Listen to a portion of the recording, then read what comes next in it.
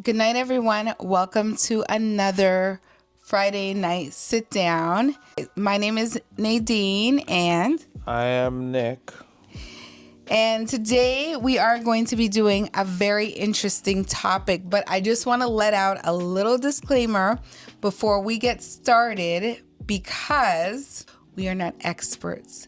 We are not your spiritual leadership, your advisor, and when we talk about relationships and family, really all of your advice, all of your lead should be coming from the master book itself, the Bible. So we don't want it to come off like we're handing advice over to you. We are telling you what to do. We are just simply sharing our little stories, our opinions, and telling you how we have done things to maintain our marriage in the state in which it's at now, which we deem to be quite successful.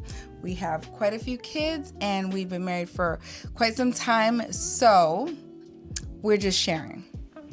Sharon is Karen. So don't come for us. And we just find that we have some very interesting topics that we would like to discuss.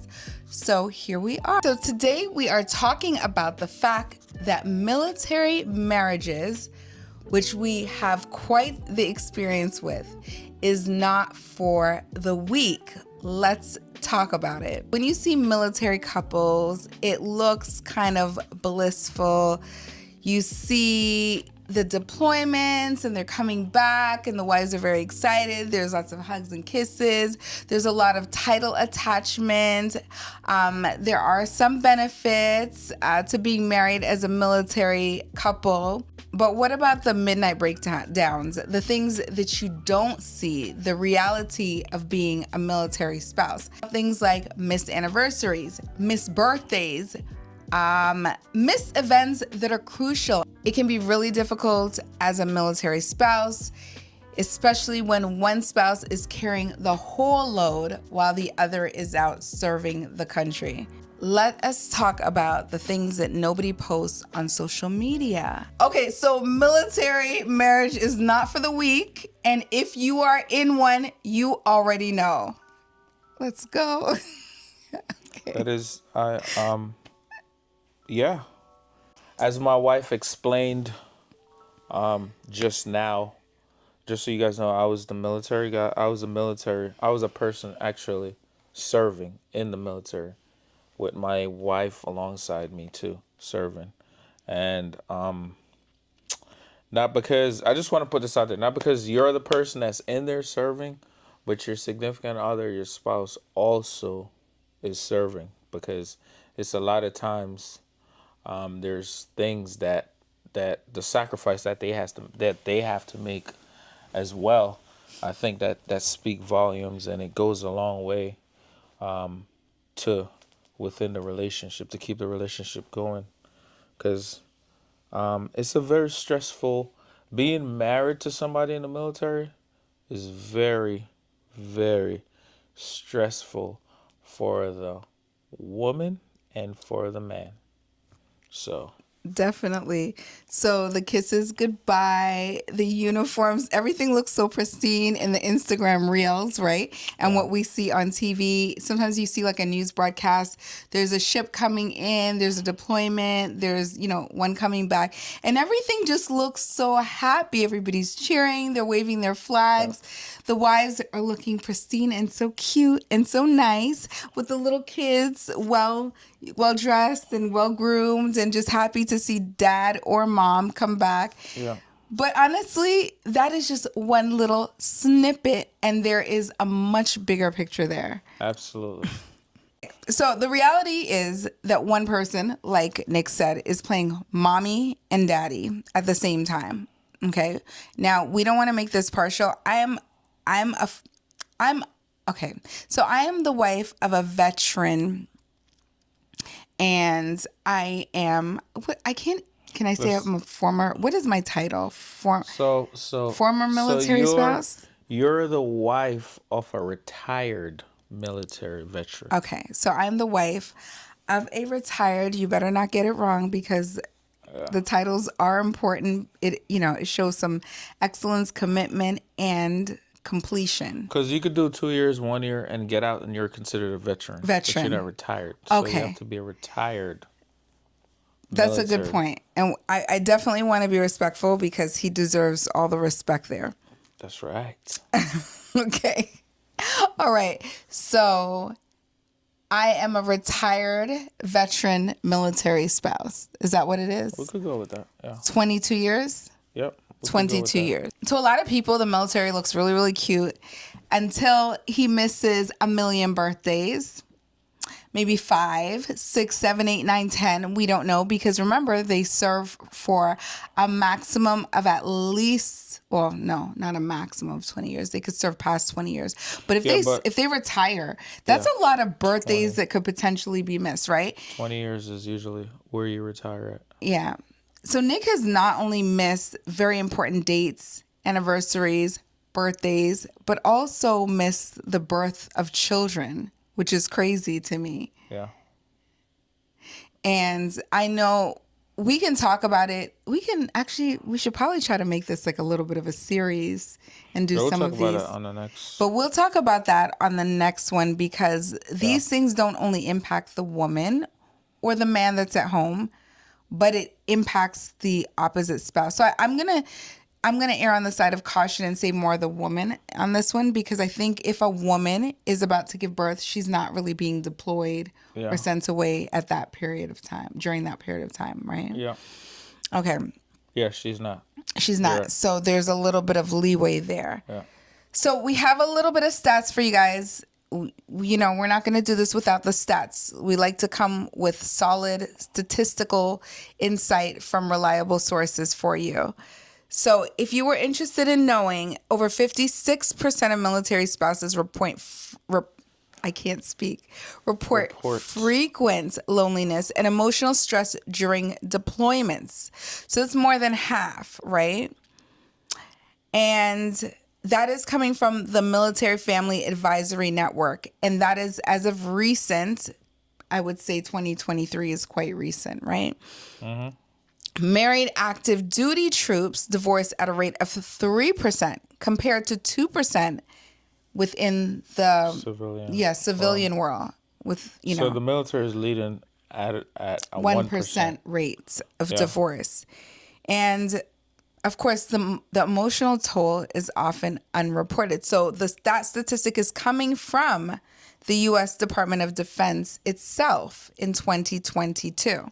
So these are fairly recent statistical evidence that military marriages are very strainful, very difficult, and not as blissful and as cute as you might think. It's a lot to endure.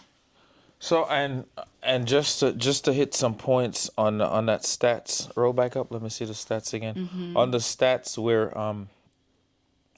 53%. The loneliness, that loneliness comes in from, like you said before, the deployments, and now you have one person has to take care of the kids. They got to make sure the person that's deployed that their stuff is right at home too. Because before you go, just in case you didn't know, I'm just going to talk about my branch of service, which is the Navy. Before you go into deployment, you got to get a power of attorney, and you have to make sure you got a will, and you have to get all that stuff handed over to your wife just to make sure it's straight. So your wife or whoever you leave in charge will have to take sole custody and take care of every single thing. So just imagine when you're home, right? You have your obligations and she has her obligations, whereas it gets stressful when you're there. It's, tired and they get all. So now that's compound with your stuff now. So her stress level or his stress level, whoever it is that's left behind, is heightened. It's at a greater value. So so that's where that I think that number derived from 56% of spouse report frequent loneliness and emotional stress, which is I think that's a very high number, but it makes sense. And then for the divorce rate, that also ties into why in my opinion, why the military is leading the civilian sector when it comes to divorce rate, because of the loneliness, the stress, the the uncertainty, the the infidelity is a huge one too, which that's huge. And despite what anybody tell you, the infidelity plays a huge part in a divorce. So is finance. So, yeah, I just wanted to I know you went over that real fast. I just wanted to give a little bit of context to that. Well, So, I want you to give the context because since I'm sorry, I feel like this is seasonal allergies, but since this is, you were the military personnel in the marriage. There was my part, but your part was definitely a significant factor. yeah, I don't know that we always spoke about your side of things as much yeah, because I think when they're in the military too, a lot of things for them are kind of like hush hush. They don't really speak a whole lot on what they're doing or what they're seeing. So it kind of compounds everything. I feel like that's another reason why, on top of like there's a high PTSD rate. Let's yeah, be real with the military, even for those that don't know that they may be affected yeah, with PTSD, right? So I want to say that PTSD is a factor that impacts the marriage for so many more reasons than one. And I think from the ceiling to the ground outside, yeah, we can we can probably like go on and on and on for days about this topic. And I think that's why it's probably a good idea to do a series actually. But the bottom line is, I know a lot of people, they give great gratitude to the military, respect to yeah, military personnel, not so much to the spouses, not so much gratitude and, to the spouses, but that is a very significant thing yeah, because if the spouse is not right on the non-military end, the military personnel can't be right. yeah. And it all plays together. Yeah, everybody plays their part to make it come together. It's my analogy of baking a cake, a good cake, you need all the ingredients for it to be perfect. So being in the military and leaving, like I said, leaving and you taking care of all that stuff is very important. I've seen so many times where people, like, we go on deployment and that person becomes somebody completely different, that their spouse back home probably don't even know this person, and then it causes issue and it causes problems. And like you said, PTSD is a real thing. Like, post traumatic stress syndrome is real, because a lot of times, just a little background on PTSD from like history way back then in World War One or World War Two. They have veterans that came back. It was called shell shock. So it morphed from shell shock. It was never, these guys got treated like crap when they came back. More from shell shock to PTSD now. Now it's taken a little more. It's taken, people takes it more serious, if that makes sense. Yeah, because You know. I'm sorry. Oh my gosh, I can't get my voice. So, yeah, because you have more focus on psychological well-being of people Yeah. nowadays. So that's more of a thing. Psychological health, just your social well-being, your mental health. Yep. That is more of a focus. That's more of a trendy focus in today's society. People focus Yeah. more on those type of things. So imagine just being a mother or a father and suddenly being told maybe on Monday that your spouse is going to be deployed on Yeah. Thursday. Just imagine Monday, you're being told, oh, they got to go on Thursday or maybe even Wednesday. And that's That's a and reality. that's a good point, because being in the military, I first of all, I don't, like my wife said earlier, I don't, when I was in the military, it was it was such a highly stressed job that I try not to take it home and let that bleed out on the family. So I usually just suppress that. Once I get in my car and I drive home, I usually just suppress that, and that's the reason why I never usually talk that much about my job. I don't think it's fair for me to come home. I mean, a lot of times when it's really bad, obviously I'll talk about a little bit of it, and you can see it on me because obviously you're my wife, so you could tell when something is wrong with me. But I don't think it's fair for me to just spread my burden, for lack of better terms, on the whole family and just let everybody be miserable. I didn't think that was fair.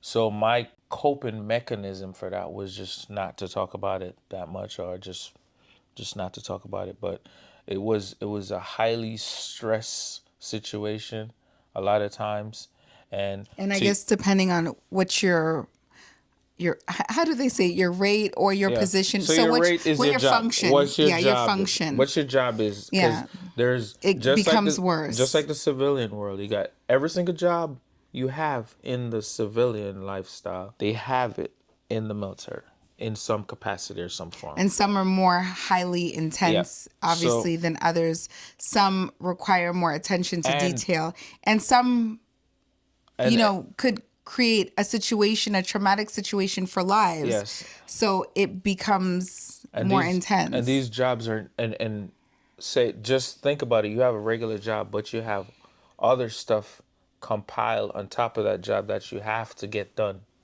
So that adds to the stress level. So it's not like the civilian world where I go to work at 6 and at 2:30 I'm done. Nobody called me. Nobody. In the military, there's other functions. There's other duties that you have to take care of too on top of what you're doing. So that's what makes it so highly stressed, and your anxiety level is on another level. But that's the reason why I never really spoke about it that much. And I mean, since I've been out for a while now, I mean, I speak about it a little bit more. And it's not really nothing that I can't, that's secretive like that I can't talk about. It's just something that I just don't really. I think during the times when you might have like a mission to do, Yeah, like you OPSEC. don't, It's yeah. operation So you security. You don't, can't yeah, really. You get these yeah. briefings. Well, you can't really say or whatever. Just to And protect. I don't ask. Just to protect the. Because I don't want to know. I was the wife It's before I became a wife that said, I don't want a police officer. I don't want military yeah, personnel. So half but the time I don't want to it's just know. to protect the integrity of the mission, right? Yeah, And I and understand. people life. It's just not you. There's other people life that's at risk. You So want to know, but you don't want to know because that's how it is. it's a mind play thing. Yeah, So but yeah. we'll definitely do a series. Basically, the truth is, you're stuck with, and it's not, I don't want to make it look like you're stuck. So now, Monday, you have been told spouse is going on Thursday. Yeah. You have to figure out your child's care, what you're Yeah. going to do with your children. You have to run the kids to all of their sports. You have to take care of every single emergency, homework, tucking them in at night, all your meals, especially if you're not the one that cooks every single meal. Just everything now is reliant upon you. You have to make sure all the bills are paid, And the groceries are purchased. yeah. I mean, where I could be like, Nick, could you run and get this for me on your way back home? I can't do that anymore. If I need milk, I literally have to run out and get the milk. I have 2 or 3 or 4 or 5 or 6, in my case, children. And some and are very small. Multiples are very yeah, small. and let me say this, like I've never like one thing I can say, right, is that you were fantastic when it comes to like me getting ready or I got to go at a short notice cuz I mean sometimes like you said you only get a week they'll be like, "Oh, something popped up, you got to go or whatever." You never ever whenever I say I got to go, it's never an issue. It's just okay, just be safe, blah blah. It's always so I always admire that and say, you know what, that's great. You know why? Because I'm at work and I hear the other side of that. I know what that looked like. Like people go home and tell, like scared to tell their spouse, hey, I gotta go or whatever. Else, it's gonna be arguments, it's gonna be fights. People come to work mad, upset, and it's just a ball of bad stuff that happens. I just So, never thought to get mad because I'm so, like, it's his job, but right? yeah, but So people do that. I never So, thought. I mean, Nick would tell me that military wives threaten their husbands and say to their husbands, if this it's, doesn't happen, we're getting a divorce. Or if that doesn't happen, or if but you go on deployment again, but this is it. it do Yeah. that. That happens, right? And I mean, So that's a and side that you guys and I don't see. and I'm not here judging anybody or any family that are woman or man or whoever, because obviously I'm not there. I'm not living their life. I don't know what kind of But I dynamics mean, they have. we hear the But I'm just stories. giving you the other side of it too. That I hear the stories, and I'm just letting them know that you were great at Well, just thank you. I appreciate it. allowing me to do what I do, because a lot of people don't they it's always a fuss. And moving from state to state. I Yeah. never had a problem with moving from state to state. I do want to say that I did have a preference for the last couple of states that we would be in. And I wanted to make sure that I ended up somewhere nice and sunny, which we Yeah. did. So Nick was And really good in making sure that that happened as well, like begging I for know, yeah, preferred states. and that's how we end up here, because at this point I was in the last part of um my It was going to enlistments. be California and then Yeah. Florida, and it was when did it was Jersey and then Florida. Yeah. Yes. So we end up picking here. There was it We didn't get obviously California as another they weren't option. even there wasn't Yes. even a job for me to be here, but luckily the person who I had to call to get the job, I kind of worked with the person before, so they kind of looked out and they're like, okay. And then so that's how we end up here. And honestly, it's probably the best thing I've ever done, because it was great coming here. Yeah, we both felt like instantaneously at home. Yeah. I feel like we've been to so many different places, but when we came here, it's almost like the light switches went on. We both kind of knew Yeah. what was happening. So, without dragging it out, I just wanted to say, like, the reality is nobody's clapping for the spouse at home. You know, the woman that might have to fix the sink at 11 p.m. at night, and she doesn't know anything about plumbing, she doesn't know what she's doing, or a situation that I was in where there was a huge snake laying in front of my house. And I can remember I think you were on the boat at the time.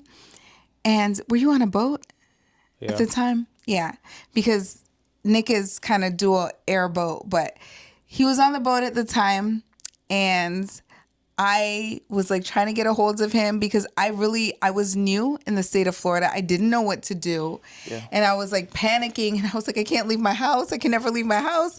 And then I didn't want to look outside, and I just didn't know what to do. And he was like my voice of reason, but it took a while for me to get to him. And it sounds crazy. I might have never gotten to him till the next day or 2 days later, because sometimes it's Yeah. not easy to communicate, right? So that is another thing, just kind of figuring out everything. I eventually got somebody, I paid them $300 to remove this snake that apparently was not dangerous, but it was huge. So to me, it was danger. Yeah. But that is just one example. But what about the father who has to get his daughter ready for school in the morning? And he's got to figure out, okay, how am I going to braid her hair? How am I going to put it in a ponytail and make her look good? How am I going to piece these pieces of clothes together? I never do this. This is out of my range, completely out. Or he's not even really a good cook. Some men are great cooks, but some don't know how to cook, right? Just like some women don't know how to cook. And he's got to prepare all of these meals and doesn't have a clue where to go and how to start. Yeah. So that's a thing that nobody claps for. So just a thought, just something to think about. And I mean, that's a great point, man, because I mean in my command, like where in my command, my vicinity, or where I work and people will work around, the they always shout out the spouses, but like outside of that, people don't really, I don't think they realize or they understand, like we'll go out, like if we go out, like the military person, like you said, will get all the raise and all the praise and all of this, but honestly, like if you don't have somebody by your side helping you along the way, you won't have. It will be a miserable time, And and you probably won't be as honestly, successful as you want to be. honestly, from my standpoint, like respectfully, I don't need the praises, Yeah. but it would be nice if military spouses got those praises on the Yeah. external, right? So that there was as much recognition for them as for the military personnel as well. But it doesn't always happen Yeah. like that. No, I honestly, man, honestly, you guys deserve the respect because, like I said, like you guys are back here, taking care of home front when we're on the way, when all these people are when we're on the way doing what we're doing, right? So and things happen like you alluded to earlier, Snake, a pipe bust. There's a lot of things that could happen that if your spouse The was kids get sick. yeah if your spouse was You here, have to run them to the emergency yeah, it could room. help you take care of it. So Emergent surgeries. I think I've had a situation where I had to yeah. endorse surgical things, and information, and all that by myself. So it's a lot of little things. and there is outlets for the spouses that if it's like a dire emergency to get to your significant other, the command has like a liaison that you can actually reach out to, and usually all that information is passed on to your spouse or whatever before you leave. So there is kind of outlets, but that's in an extreme And case. yeah, extreme. So most wives are not calling all Yeah. these additional people to get a hold of their spouse. Exactly. It's just you don't hear from them for a while. Exactly. Maybe 30 days, 2 months. And I mean, it could yeah. be a very, very long time because in a case where your spouse is out at sea, there's no signals, military signals, but I don't really know how that works. Yeah, there's none. It's very hard. And then they're all trying to use the same form of communication. So they all get a chance to maybe make a phone call, but it's not just pick up the phone and Yeah. call. So another fact, okay, so this is another one from RAND Corporation, the RAND Corporation.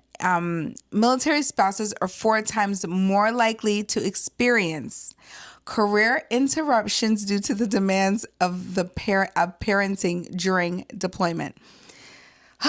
This one. So this one is one that I know all too well because as many of you guys know, I am a registered nurse and I was functioning as a registered nurse during the time in which I was working in hospitals, building my career, in the time that I have gone through, these service days with Nick. And so there was a pivotal point where I was kind of moving my career upward and I was going into areas that I was very interested in going into. And what do you think happened? I was at a hospital. I was doing very well. I was in leadership, like taking on more leadership roles because Yeah. one thing with me is I've always kind of been meek, mild, I'm very quiet. Anybody that knows me that has ever worked with me will tell you she doesn't speak. So the fact that I speak on these podcasts and on this channel is incredible. But they will tell you she's very quiet. She doesn't really speak. She's very to herself, kind of laid back. I'm one of those neutral people on in these nursing units, and I'm kind of friendly with everybody, but I don't speak much. So at this particular time, I was very scared before I went into this position to take on lead roles. And I just always thought it's just easier for me to just do my job and get out of there at the end of the day. I don't want to be the charge nurse. I don't want to take on any committees or extracurricular activities within the hospital. And in this particular instance, I was being recognized as knowledgeable and I was pushed into action. So at some point, you have to kind of realize that, you know what, maybe this fear, I have to conquer it and move forward. So that's basically what I did.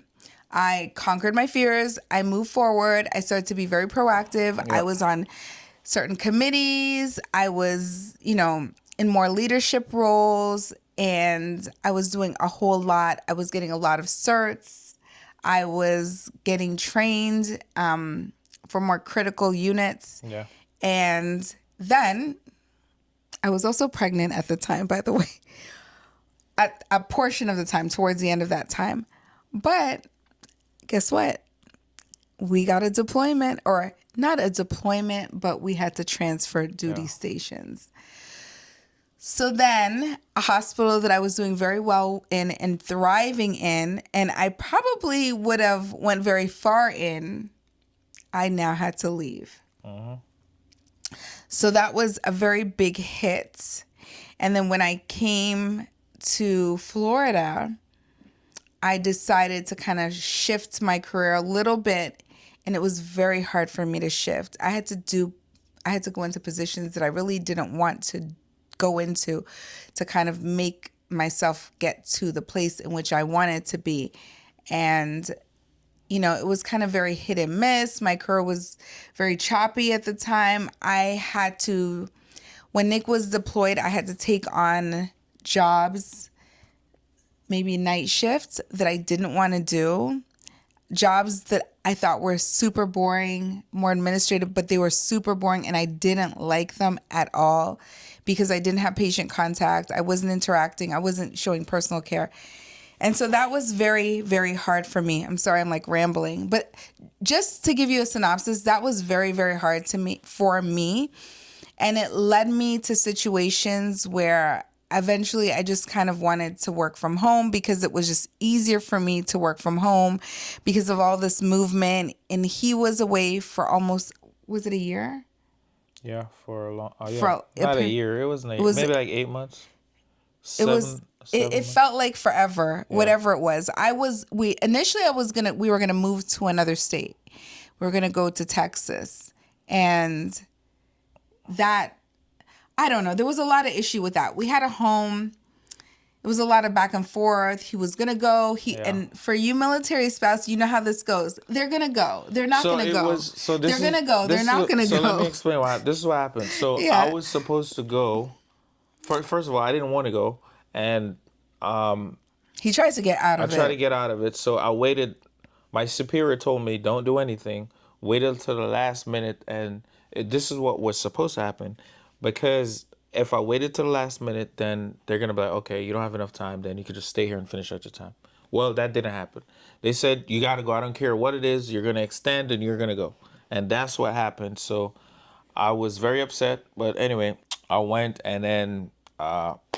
I was back in like 7 months or whatever, and then it was close to a year. It was close to a year. If it wasn't close to a year, it was a year. But I don't think Nick remembers, but it definitely was. In that time period, I managed to become pregnant, and you came back before I had the baby. So, but you were already gone for a while. Maybe it was a year. It was a year. Yeah, it was definitely a year. But I wasn't gone. I came back. I was coming back and forth. It wasn't I was gone completely, guys. I wasn't gone completely, guys. I did end up becoming with child during the time period. Yeah, I wasn't gone. And that would be our last one, Sarah. I wasn't gone for 365 days. Yes. It wasn't that way, guys. But yeah. So, okay. Deployment fights. Did we have any deployment fights like while you were gone? No, probably. I think so. Really, because I remember. Those I don't. I think we're always good whenever I'm on deployment. Because there's no point. I don't think we fight like it's not like a volatile fight, but we have had disagreements while you're on deployment. I don't. Or there's been a level of frustration. I mean, I'm frustrated, but there's nothing for me to say like, oh, this is detriment. It was never nothing like that. It wasn't detrimental fights, but there's been some disagreements. I don't have time to disagree. I miss my family. It's I can't remember where it's so like, first of all, I'm out here and I'm just trying to get back home. Honestly, I'm just trying to get back home. It's not like I agree that maybe it wasn't anything volatile, but we might have had like a little, I don't know. It wasn't. It wouldn't have been. It wouldn't have been often.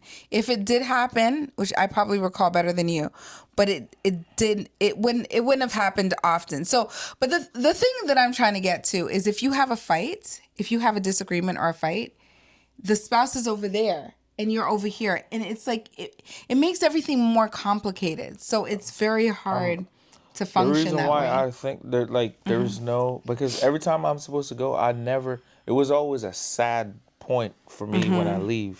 So I don't. There's no. There's no. I But we can't. talked about the spouses that argue over like the Yeah, deployments, I'm right? our spouses. I've been there where people literally on the phone just f bombing and going crazy, Wow. and I'm like, yo, I'm like, you're all the way over here, and you're doing this. So That doesn't even so make sense. our little whatever, it never got like, if we even had something, it never got like that. So I would agree with Nick. It was like petty little stuff. It So wasn't. I think Yeah. I think it was more out of frustration. Like, one thing I'm going to say, like, if you miss a phone call, or like they promise to call and you're sitting there waiting for the phone call and you don't get the phone call. And that's understandable because you know how it is. When you're younger, it's It's spotty out there. You know what I mean? yeah, So your mind as a young female, young kind of unpolished female, your mind can play a lot of games with you too. So, oh, he didn't call me. Who is he calling? Or who is he, who might he be talking to? So I think for females sometimes that does happen. You start to wonder, your mind starts to dwindle away and wonder, is it somebody else? Like, is he taking his phone call? And I and mean, and it's not just being crazy. It's a reality because, like Nick said, there's a lot of infidelity in the yeah, military, and right? as the years go by and as I got older in the military, the communication, I've seen where the communication has evolved and got better. Because before, like, you know, so I was in before FaceTime. Now we have like once you get to a port, you could get Wi-Fi. Now Wi-Fi is abundant everywhere, almost everywhere. Before, Wi-Fi wasn't accessible everywhere, but everywhere you go now, it's kind of Wi-Fi is accessible. So you could turn your smartphone on or whatever, and you could get on the Wi-Fi and you could FaceTime, Yeah. and So there's you could do less with that. room for misunderstandings Yeah. or So the communication issues. communication has gotten significantly better Better. over the years of my time when I was in. So now I know it's like, and then you got emails and stuff like that. When you're there, you can email, even though that's kind of delayed a lot of time too. Depends on how fast the internet is and how many people is there that's trying to get on the internet if you have access to the computer. So, yeah, but but generally speaking, I think the communication has gotten It's better. gotten better. So 70% of military couples report communication strain during long-term separation. So I would assume that long-term separation is greater than 30 days to me. Yeah. Months, a year.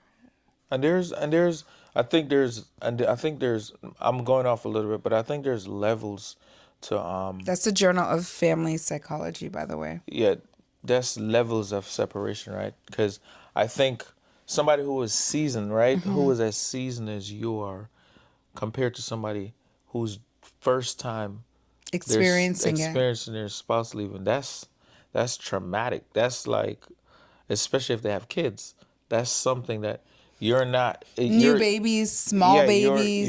Yeah, it's a lot to endure. it is. So I think there's definitely a Yeah, with the levels. babies, there was one baby that you didn't see for like 6 months. Yeah. And that was I think that took a toll not only on me, but it took a toll on you. Yeah. Definitely, I saw that it took a toll on you. And even the child, because the child was like, "Who are you?" Yeah, he didn't know who I was for a And I while. I feel was like like he was like that.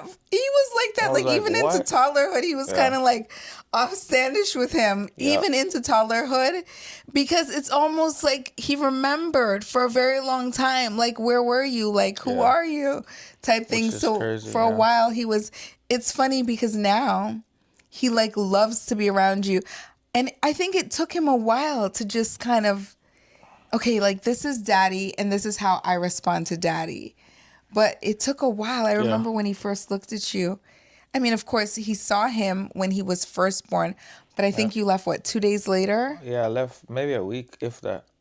maybe a He couple was only a days. few days Yeah. old, and he left. And then I left. So I had the It was- baby. I left the hospital, and then it was like within a couple of days, Nick was gone. I can't believe And then that, it was man. like 6 months later. That was tough. But yeah, Yeah. I remember that. So I remember Nick told me that one really got him. Like that one was one hard. did. Because imagine seeing a baby like brand new, Yeah. just coming out.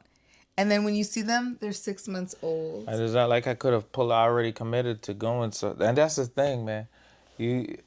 Well, you don't have a choice. It's a tough deal. You don't have a choice. You got to Yeah. go. So, but yeah.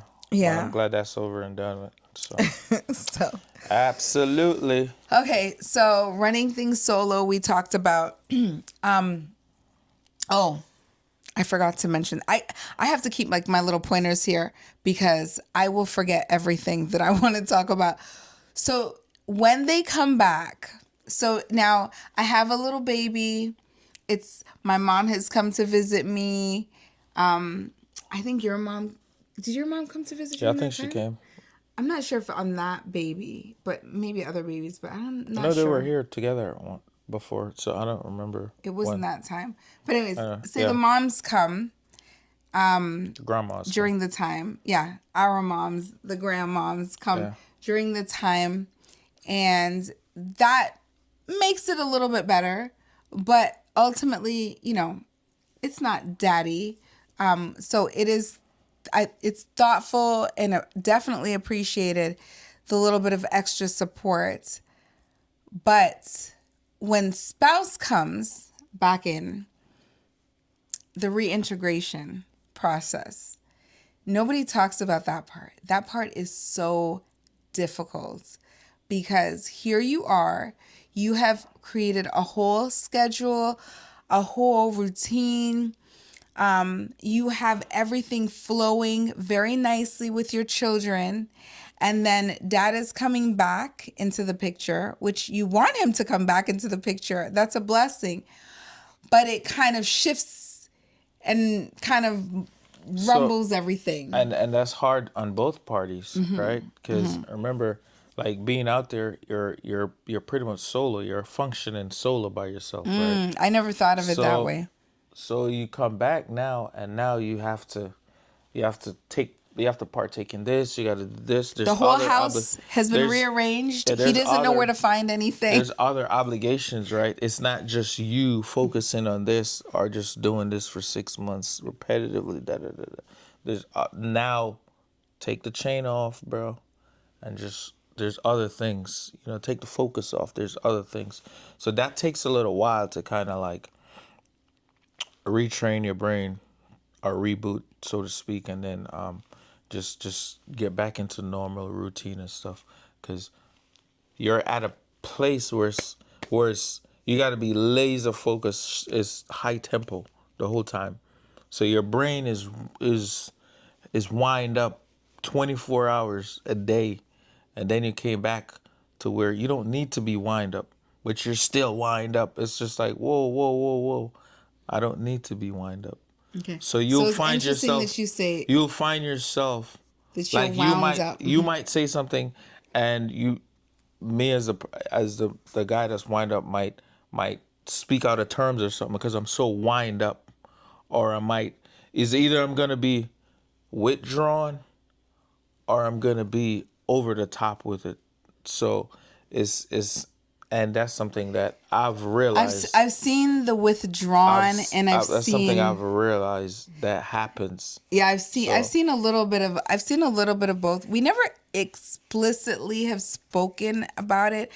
I know a hard one, like when you would go to Japan or when you would go to Italy or somewhere like that. I know the time difference is usually a functional, or the Middle East. Yep. The time difference was hard to readjust to. Yep. So for the first few days, Nick is sleeping.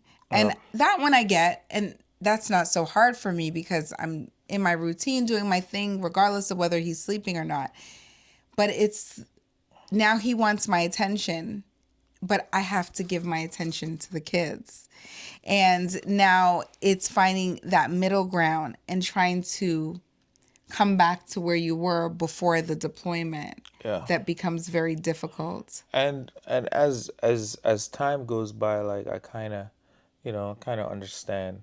You kind of figure out how it works if you're paying attention, and you realize, okay, I come back, I gotta give it some time, let it kind of reintegrate yourself back into your family. You have to. If you're Like, sensitive enough, like, like if you're sensitive as a military personnel enough to you kind have of to. recognize that. You have to be able to do that because and that's where a lot of military people don't understand that your PTSD, anxiety, and stress level is on another level. You just don't realize. I think the wife has PTSD because she's like, I had to do everything but myself for the last 6 months. And You're now right. you want to come and maybe even dictate things. And I'm like, who, what?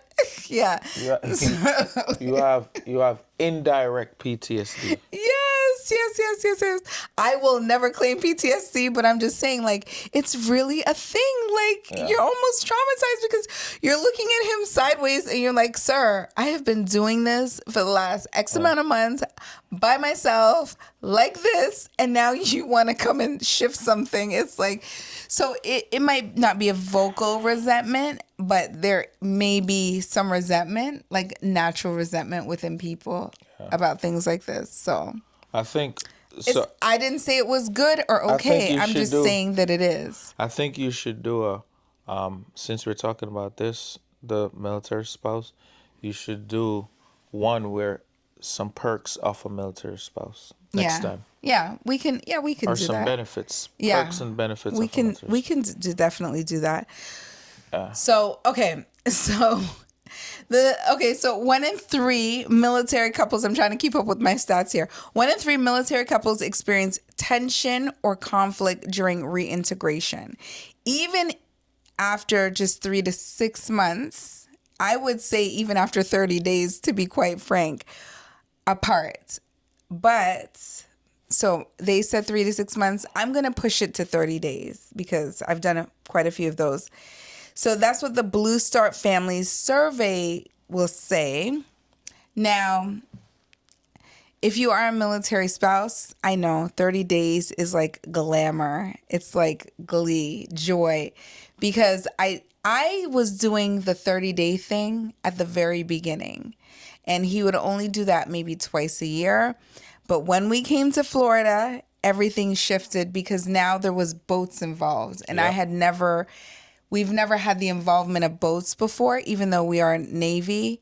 It's like it just shifted everything, the way how, and I couldn't believe how long these deployments were. These were months now, not 30 days. It was like unbelievable. Months. But I was used to like a few weeks at a time, 30 days at a time. And the local deployment, so when I say 30 days, I'm talking about out of the country, maybe even a little bit more than 30 days. And I was used to, okay, I have to go to this state or that state, but the communication is not messed up when you're maybe have to go to Hawaii or you have to go to Texas or you have to go to Virginia. Like, it's not a messed up situation for communication because you are still stateside. But yeah, those months and the year is crazy. What do you think helped us most to survive, sir? What do you think? I mean, from what I see and from what I heard, like a lot of military wives usually, the ones that's the ones who are extroverts usually form a group whenever their spouse deploy or whatever, they got a support group. But like more people, like a lot of people who are introverts and stuff like that, they really don't. I don't know.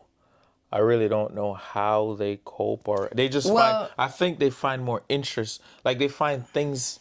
They use it as a time to explore more opportunities with their kids if they have kids. Okay, so You know what I mean? in that respect, And what would you have? That's a little therapeutic for them. What would you have gauged me as? Because I don't think No, I think you find more things to do with the kids. So I I was think you more explore. introverted. You're more of an introvert. Yeah. Like, but I've known people. I've heard of the little They groups, form groups. Like support I've groups, seen them on the or the support bases. groups, Yeah, right? I've seen them on the bases. You know, I've been friendly with wives, but like I've never gotten super close. I kind of did at one point, but like No, you're I more of think an introvert. that was more of an So you're introverted wife so too, you're right? just you find you put your time into the kids because obviously we got a lot of kids, so you find more things to do with them and So you try to find keep on your base mind. Yeah, activities, a swimming, lot of other stuff. the sports, Yeah, just whatever keep hosting occupied. Just keep activities. active. Yeah. So the days go by faster, Parties for the stuff like that. Yeah, kids, whatever, gatherings for the kids. yeah. Yeah. So that's basically, I did a lot of And that. just so you know, like those groups, those support groups are not always support groups. There's a lot of gossip that goes along in those groups Yeah. too. As So you got to be Caribbean people would careful. say, mix up and blender So groups. you got to Yeah. be careful of So those groups too. I think that is the biggest reason why I was never really super interested in being a part of like a bigger unit because I found that it was very messy. Yeah. And I'm not saying that I'm better than anybody else, but I'm not much of a messy person. Like Yeah. I I don't do a lot of gossip. Like I ask blunt questions if I need to ask a blunt question. And I try not to get into a lot of I don't even gossip. Like I do not really like gossip. So yeah, I'm kind of quiet like that. I don't want my name to be ran around town. Like I just don't. No, she said this and no. If I'm going to say something, you're going to hear it from me, but like it's very clicky. I don't like clicks. I like to be a neutral party. So that is a form of therapy, by the way. So therapy, faith. I did a few times try to find like whatever church I could find. Wherever I was dropped in the middle of, I did try to find churches. And I'm going to be honest, it wasn't at the time, I wouldn't necessarily know it, but it wouldn't have been my ideal. But it was better than nothing. So I went to like Bible studies and I went to a service here or there. I would say the Bible studies were more fitting for me because it was like strictly biblical study, right? Going through biblical texts. But you at least you use the time to explore other things. So when he came back, I would say, "Oh, I've been going to this Bible study, or Yeah. I've been doing this." Or so you see how things get shifted because he came back, and I'm suddenly doing all these other things. So that kind of is a part of what I'm talking about. Like we build this routine, doing these new things, and then suddenly he comes and kind of pulls away because my time now has to be given to him. So, which I'm not mad at. It's just a reality, right? So faith is a big one. Keeping your spouse in prayer, male or female, keeping your spouse in prayer, praying, staying on your knees over your spouse, over your children, over situations during that time is, I think, vital. That is the number one reason why I think we have stayed together. Number one, if I were to name any of them, that is at the top of my list. I really believe that it is solely God. Because some of the things that you have to endure and go through, it just makes you want to throw in the towel at times. And if you're not strong, you will never get through Oh, it. absolutely, man. It's not easy. I mean, we're here talking about it now, but it wasn't all roses. Yeah. So it's definitely a test of faith and a test of one's loyalty and a test of one's integrity. So yeah. Just making sure that you're checking in with your spouse frequently and no judgment zones for discussions. So if the one spouse says something to their spouse, as in, I don't know if this marriage is right for me, or I'm feeling this kind of way. Those are like real, like I don't think we never had those situations, but those are red flags, right? Yeah. So something needs to shift, something needs to change. Yeah. I don't think anybody just kind of dwindles out of love. I think a lot of time that's because of space and distance, and people don't know how to process correctly. You have to think of why you got married to the person in the first place, because marriage is not one of those things where today you're in it and tomorrow you just don't feel like Yeah, I don't doing feel it like being anymore married tomorrow. I don't feel like, because of a yeah, yeah. situation, right? It doesn't work that way. So, safe zones. And if you do see that something is happening, I would definitely always recommend counseling.